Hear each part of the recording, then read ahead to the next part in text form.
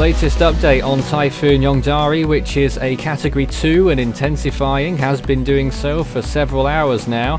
At 11 PM Japan Standard Time, July 27th, it had winds of 110 miles per hour, that's around 180 kilometers per hour, and a pressure of 948 millibars.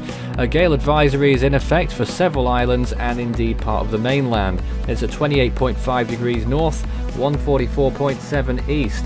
This is what we expect. The storm will encircle another low pressure system off to the west, and then it will move into Japan from a somewhat odd direction from the east and then through the islands and then out into the East China Sea, where goodness knows where it might go after that. Could still be a tropical storm by then, and then it may go on to China, it may go on to Korea, it may go somewhere else entirely. That is in long range.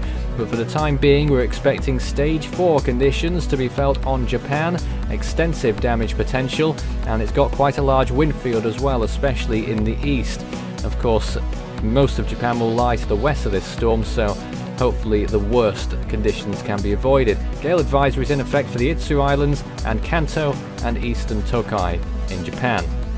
This is what we expect over the next few days for chances of storm conditions as we enter the next days after this, entering the end of the weekend into early next week. Mainly the mainland of Japan will be experiencing tropical storm force conditions. The storm will then go into the East China Sea, could go south a little bit before moving back towards the northwest. We'll check the models on that shortly, which will have a lot of variation in what the long range prediction is, but the landfall in Japan and traversion over the landmass is pretty much a given. Sea surface temperatures right now are fairly warm all the way up until its eventual landfall, around 27 or 28 degrees. This is how it looks right now, considering it's late at night, 28 or 29 as it enters the East China Sea.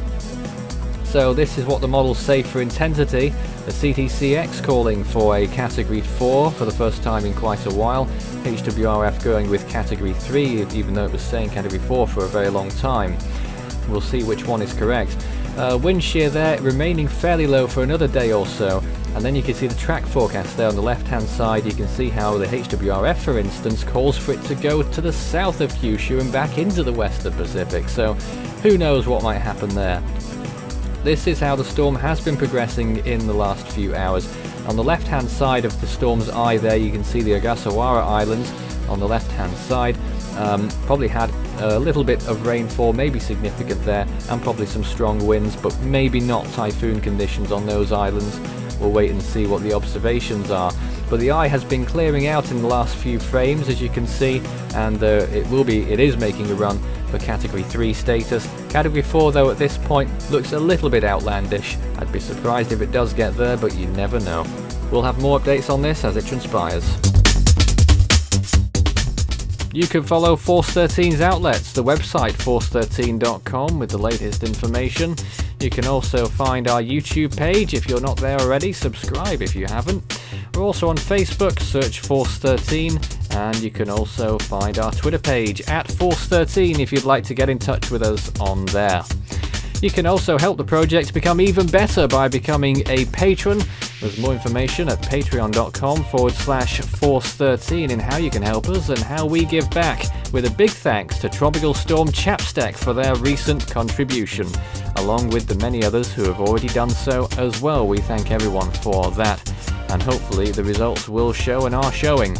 You can also follow Force 13 on Skype, you can talk to me there, and my personal account on Discord, Fool13 at extension 9094.